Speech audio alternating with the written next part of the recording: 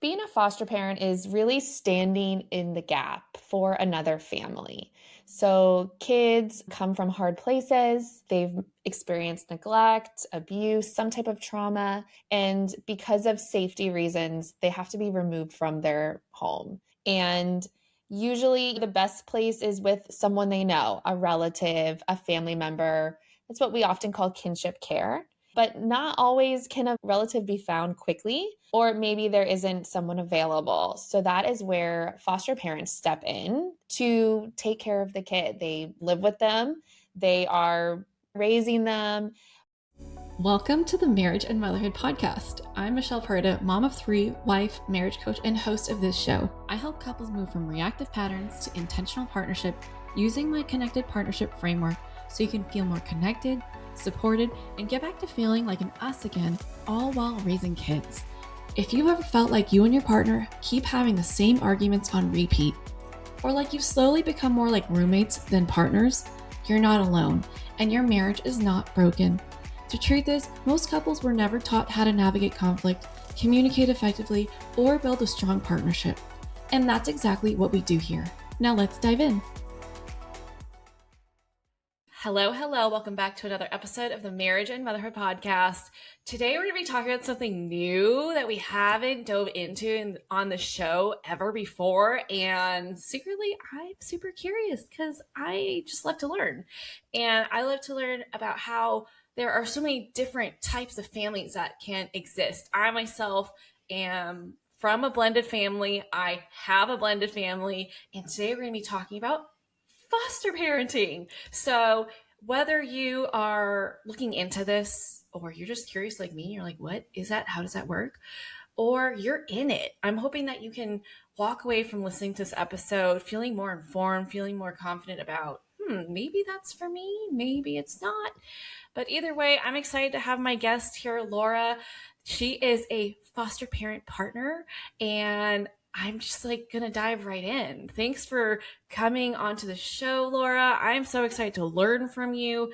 For those who are new to you, can you please share with them where you live, just like in general, and how many kids you have, which I happen to know you have children in pregnancy, and what led you to even start this whole gig of yours to specialize in helping people with foster parenting? Thank you. Thank you so much for having me. First of all, I think foster parenting is not something that is very talked about often. And so I appreciate you opening your mind and heart and thinking about it. So thank you there. So I'm Laura. I am a former therapeutic foster parent from California, which means that we specialize in providing care for kids with elevated behavioral and emotional needs. So that was our primary focus when we were fostering. And then, yes, we do have kids through permanency that we fostered, and they are school-age children. So we are very busy, as I'm sure you know, and your listeners know. It's a busy life all around. So that is a little bit about my personal life. And then online, I have a platform where I support new and hopeful foster and kinship families, just helping them feel confident enough to get started and navigate those first, moments of foster parenting and some of the tricky things that come up in that first year. Yeah, I love it. Okay, so I know many of you probably have heard of foster parenting, just like we've all heard of adopting, but I just love to start with like baseline knowledge, right? So can you share what is foster parenting and maybe a little bit about your journey into how you knew you wanted to be a foster parent so that maybe some Sure. people can kind of like get some ideas going like, I didn't think about that, or I didn't Mhm. realize that about foster parenting. Yeah. So, being a foster parent is really standing in the gap for another family. So, kids come from hard places, they've experienced neglect, abuse, some type of trauma. And because of safety reasons, they have to be removed from their home. And usually, the best place is with someone they know, a relative, a family member. That's what we often call kinship care. But not always can a relative be found quickly, or maybe there isn't someone available. So that is where foster parents step in that gap to take care of the kid. They, live with them. They are doing school with them, daycare, raising them, but also doing the work of being a foster parent, which is a lot of paperwork. You're helping facilitate visits with their parents and supporting them to return home when it's safe.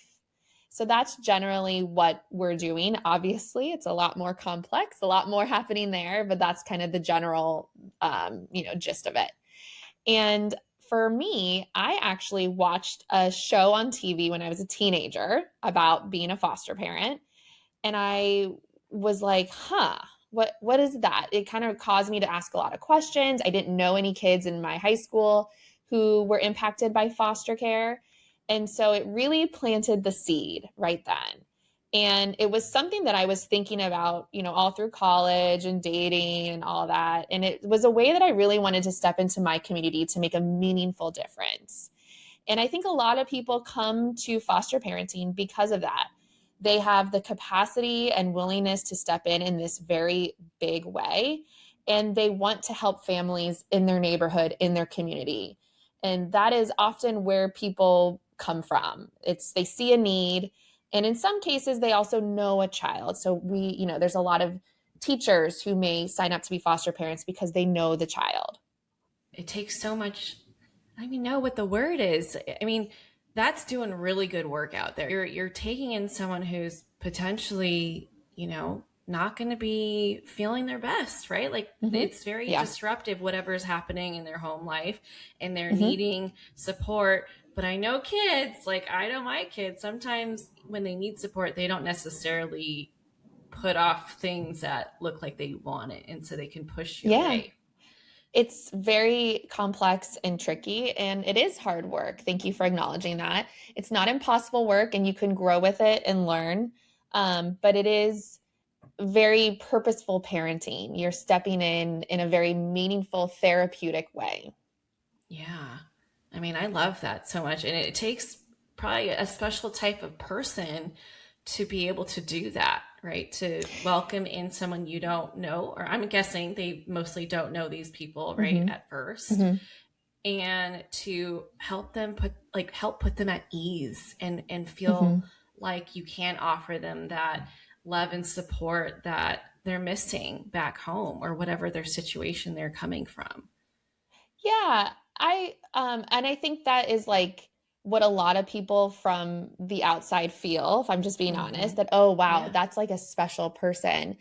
But I think that it is everyday people. Just I want to make sure that Yeah. listeners know that too. Um, what I think is special about it is perhaps your life is set up in a way that is more unique to be able to handle this type of disruption within your life. And I think that isn't where everyone is right now, which is Right. totally reasonable. And that's an important thing to consider too. You have to have certain things happening in your life that give you the capacity to step in such a meaningful way. But I would say it's a lot of everyday people without these therapy skills that are learning as they go and figuring it out and meeting the kids where they're at, understanding where they're at. And I would say one quality that is common is foster parents often are very resourceful and have a student mentality. So they can recognize they don't know something or they need to figure it out and can kind of figure that out within their life.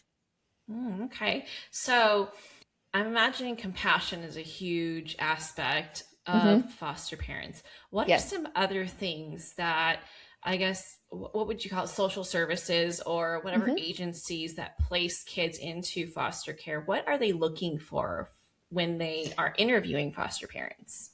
Yeah, compassion is definitely a very important part because everything starts there, if I'm just Mm-hmm. being honest. If you're not feeling compassionate or you're not in a place to really feel the compassion and empathy for this child and their family, then you aren't in a place to foster just yet. But that is a place where everything begins. Agencies are also looking for families who are safe, who have a home that is set up and can take in children, have space for them, that is a safe home. You're meeting, standards for safety within your home. That's kind of on the base level.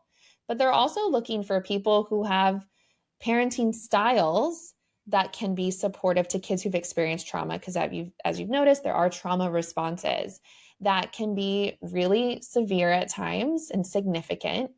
And so they're looking for people who can remain calm and can ask for help and can accept that help and can help maintain safety and can kind of juggle all of that.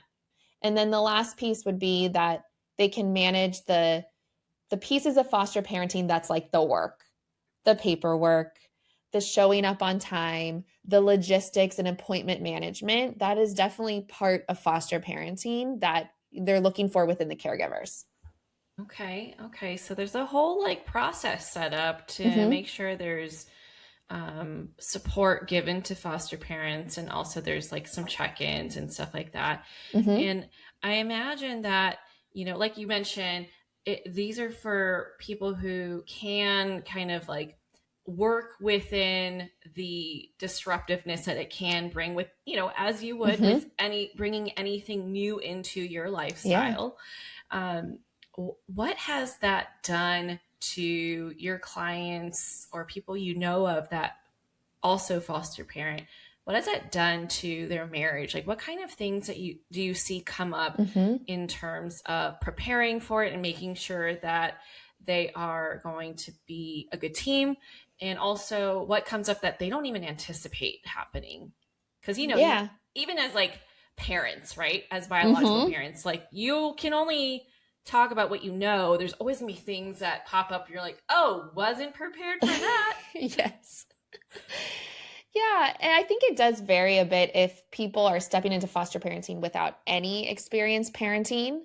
That is 0 to 100 kind of huge learning, steep curve. So for those relationships, you have to have clear communication, openness, and also flexibility of who's doing what and how we're handling things. Think on your feet, kind of being open to changing and trying different things and learning as you go. And it's exhausting.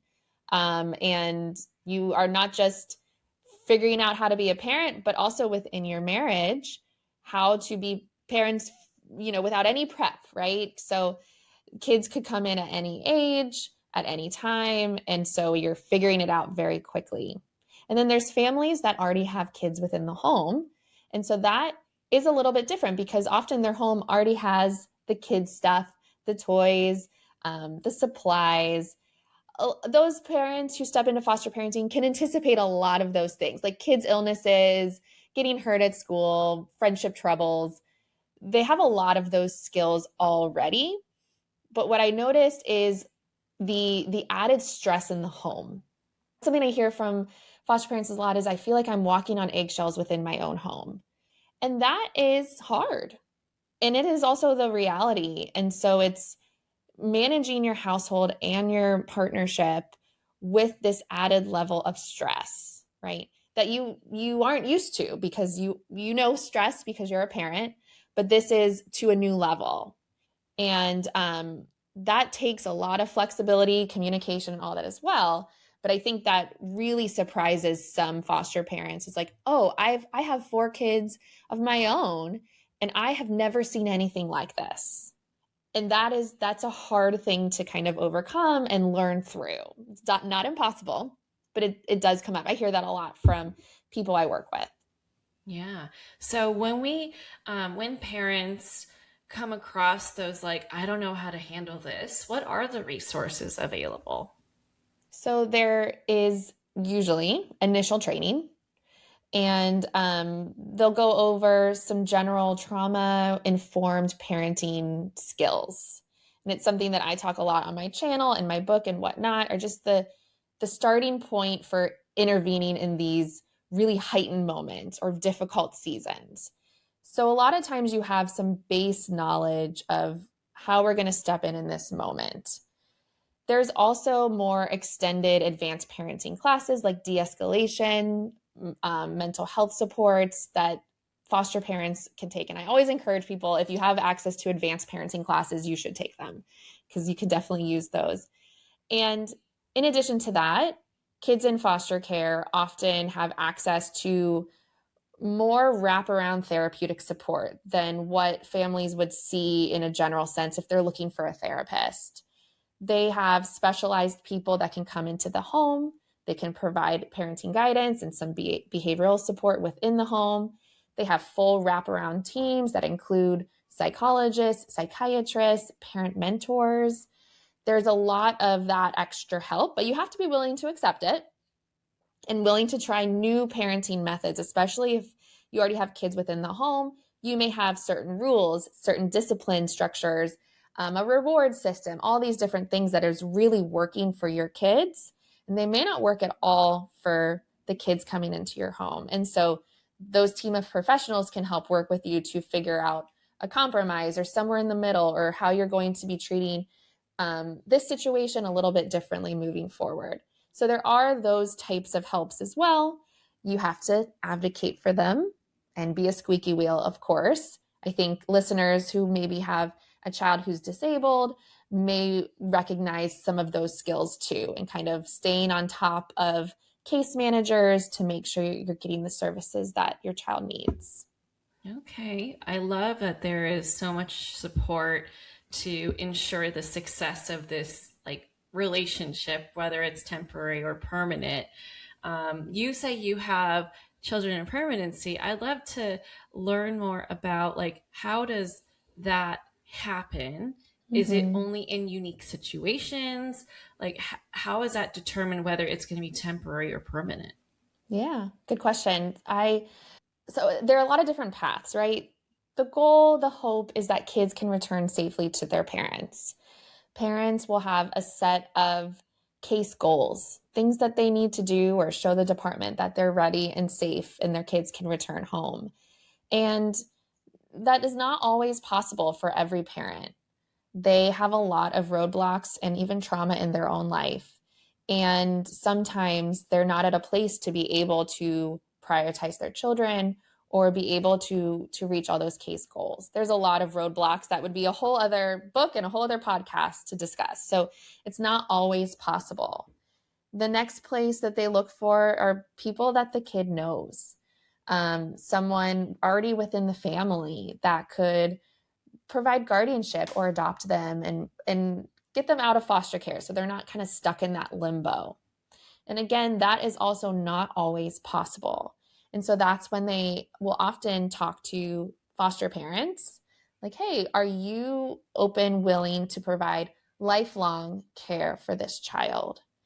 And so that can happen within the case. And that, usually is years into a case. There's also another way, and that would be through adoption matching. So, yeah, so let me just say that again. There's also another track, which would be adoption matching. And that is where a foster parent is like, you know what? I want to provide permanent care, lifelong care to a child impacted by foster care. And that's when the workers will look at who's in the system already, often an older child who doesn't have that permanency. And they match the caregiver and the child based on what would be a good fit. So that is another way that foster parents can step in to help kids impacted by the system. Okay, so is it possible to have a child in your foster care and then it gets determined that they cannot or it's not healthy for them to return back to their family of origin Mm-hmm. and then you adopt them? Is that Mm-hmm. possible? Yes. Mm-hmm. Okay, So okay. adoption, guardianship kind of depends on where the kid's at. If they're at a certain age, the kid will sometimes get a say over what their plan Mm-hmm. is. Also, if kids are at a certain age, they may choose to stay in long term foster care and age out of the foster care system because that does come with different benefits to Oh. youth who can extend foster care, like get support in college. It kind of varies depending on where you live.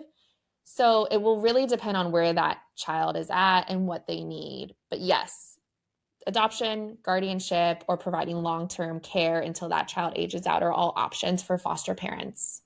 Okay, so now I have even more questions. So, why would one opt for permanency over adoption? Like guardianship. So, let's say, like you had mentioned, you have kids in Mm-hmm. permanency, right? So, what is the difference between that situation versus adopting the child? Oh, it's really just me not wanting to share the legal specifics of my kids. Oh, got it. Okay. Yeah. Got it. Yeah, Okay, so it because could be once I one and the tell, same. yes, yes, it's Okay. really just to keep the legal specifics Yeah. private. Yeah. Um, and because I really believe that kids impacted by foster care in any way, their story is up to them and how they Sure. want to define and tell others. So that's sort of where I take that. Yeah. No, I love that. I love that. I was just hmm curious if there was No, like a it's a good difference. question, and Okay. it's really just because I let those my kids dictate how they Yeah. want to discuss their legal issues, not issues or legal situation. Yeah. No, I love that. I love that. Okay, so let's talk about some common struggles that foster parents may encounter hmm within their marriage or their partnership with the co-parent. What have you seen Something come that up? yeah, so it's something I hear from first-time foster parents a lot is work and money. And Mm, I would think that that's probably a similar common, concern across a lot of family dynamics. Even though you get a reimbursement from the state to care for the child, it often does not cover all of the expenses related to raising that child. mhm. And so that is a lot of things to consider financially. And it can become a financial strain on some marriages, and a lot of things to think about and consider, because you have this child now in your home and you don't want to give up on them, and you want to make it work and you want to figure it out, but also you have to pay your bills.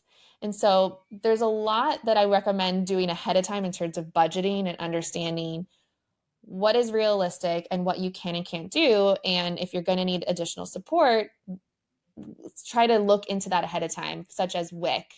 That is a big support for foster families, especially if they have younger kids that are coming into their home. And then there is also work. So, just like traditional parenting, kids are going to get sick. They're going to need to stay home. And, maybe that summer camp you sign them up for isn't going to work out. That's common, I think, in homes across the country. And that definitely rings true in foster homes. But in addition, there are all these other demands on foster parents that happen within the workday. And so now you have to figure out who's taking time off, who's taking leave, who can leave early, who's doing all of those drop offs and pickups, because there's a lot more than just a sick day here and there. And sometimes it's surprising, and so there's a lot of those things to consider. And I know because I myself and I hear from other foster parents that sometimes one of the parents does have to step back and become more part-time or not work at all. And that can be challenging to figure out, and just on a personal level too, coming to terms with, because your career will be placed on hold or will take a different path entirely. And I know that that is also something that comes up for families, but I think that foster parents maybe have this idea of like, oh, we're going to get all this help with transportation and the worker, and it's going to happen after 5 p.m. And oftentimes that is not always realistic. Oh, and add in all the extracurriculars, by the way, because that's still happening too, right? Soccer games, art classes, all of that. And so I think at the very beginning, figuring out finances, work, all of that is really the top of mind and thing to figure out right at the beginning. And then as you progress, because you've got all that figured out, that's not a stress in the home, there's all the emotional toll. You know, you are experiencing sitting alongside a traumatic situation with a child. And sometimes you yourself will experience primary trauma based on something you're witnessing, experiencing, something that unexpected happens with the child or the case. And that can be really hard on any person. And so you as a person will struggle and have to be able to maintain that, handle that stress or get therapy for yourself. And that can cause issues in a marriage, right? Disagreements, you're at a high stress level, you're, maybe shorter fuse, especially with your partner who you love and you feel safe with. So those things are definitely coming up for a lot of families. And that's pretty common. So in those cases, you have to be able to find and get help and support groups, therapy, having close friends who are also foster parents that you can vent to who just get it. All those things are so critical, not just for yourself, but also for your marriage. Yeah, absolutely. I know you have a book Hmm. about being a foster parent. It's called First Yeah. Time Fostering. Yeah. So, can you tell us a little bit more about what people can find in the book so they know whether or not that resource is something that is their next step to take to learn more about this whole process and whether it's right for them? Sure, yeah. So I wrote the book as something that I wish I had when I first started fostering.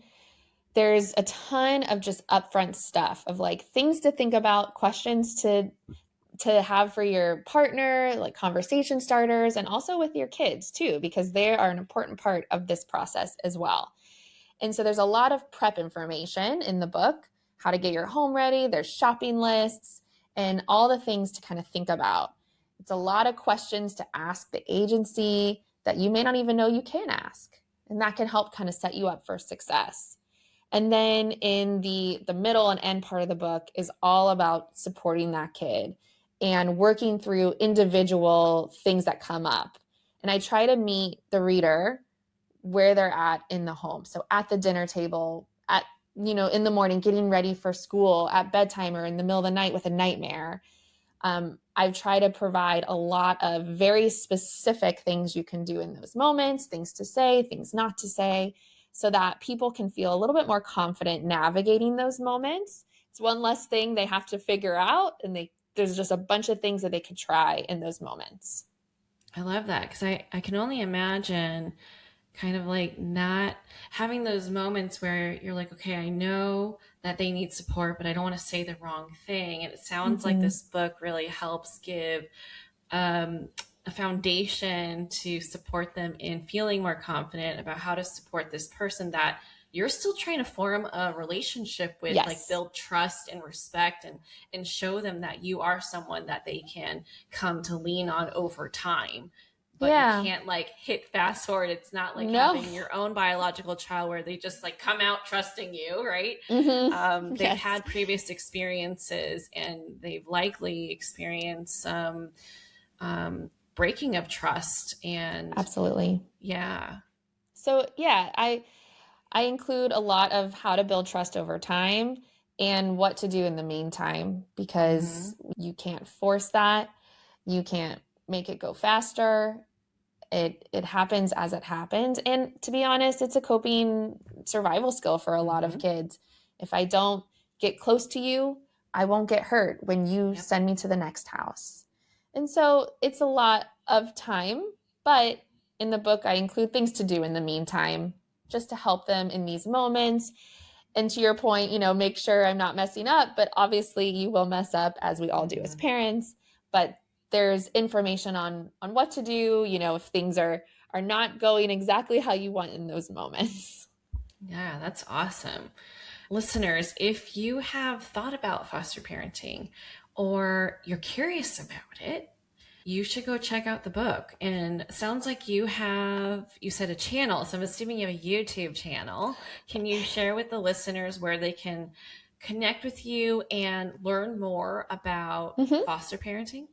Yeah, I bring a lot of this to life. I think they're a little corny, but POV videos where I'm sort of like pretending a situation is happening. And yes, I'm on YouTube, foster.parenting. And you can also find me on Instagram, TikTok, Facebook, and Patreon. So I'm on all the channels. I'll meet you where you are at. And I'm happy to help if I can. You can send me a message. If you're looking for everything in one spot, the book is the best place to go. But if you're looking for just a little bit of information, maybe just about bedtime, I have plenty of videos that you can watch as well. Amazing. And do you also work with people one on one, or is it mostly the book and YouTube? So people can join my Patreon and they can send me messages there. Obviously, I'm not a professional in that sense. I'm more Mhm. just someone to help them along the way, brainstorm alongside them, validate their experiences, be like, listen, I get it too. And I offer, the one-on-one chats, and people can also book a video chat with me too, if that would be more supportive. And that's all Amazing. within Patreon, which, by the way, is, as I've made it as accessible as possible. So there's a $1 a month tier for people who have limited resources. Otherwise, it's $7 a month. Awesome. I mean, that is super accessible. And I'm sure the people who end up on your Patreon are so grateful that you are there to support them in their journey of something that can be really complicated, but so Yeah, sounds like it could be really fulfilling too. So, absolutely. It's important yeah, work, and it is. we have to show up for it and do what we can.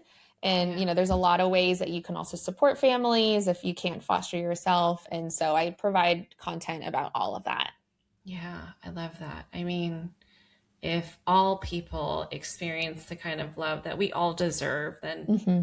I mean, I'm going to be corny here, but it really would make the world a better place. It would, yes. Showing up with compassion for all Yeah. of your neighbors and community members, regardless of their situation, where they come from, what they think and believe, I think will definitely make a positive impact. But here we are. That's just not always possible. So No. we do what Yeah. we can. Yes.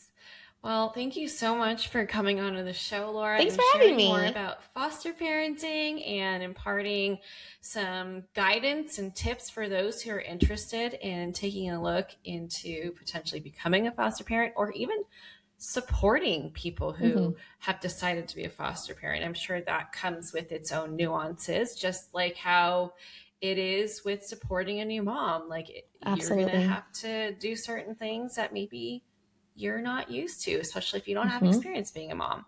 Yeah. So, thank you. Listeners, if you have enjoyed what you've learned during this episode, please connect with Laura. Go check her out on YouTube, Patreon, Instagram, all the places, and check out her book if you're really wanting to dive into what it is to be a foster parent so you can better prepare yourself and your marriage and your home. And if you know someone that could benefit from listening to this episode, please share this with them. Be a friend, tag us in your stories so we could say hi and thank you for sharing the episode. If you love this show, thank you so much for being here. I so appreciate you listening to the show. Please consider leaving a rating and review on Apple Podcasts or Spotify. That's what helps this show grow and helps more people like you get the help that they need. And that's all I have for you today. Thanks again, Laura, and I'll catch you all back here on the Thanks for next having me. episode. Bye. If you're listening to this and you're starting to see your own patterns a little more clearly, that's exactly where change begins. And you don't have to figure out the rest on your own. I got you. If you want help taking what you're noticing and actually shifting it in your relationship, check out the show notes for next steps to help things move forward in your marriage, whether that's a guide, a masterclass, or booking a clarity call if you're ready for support. Stay tuned for the next episode. See you there.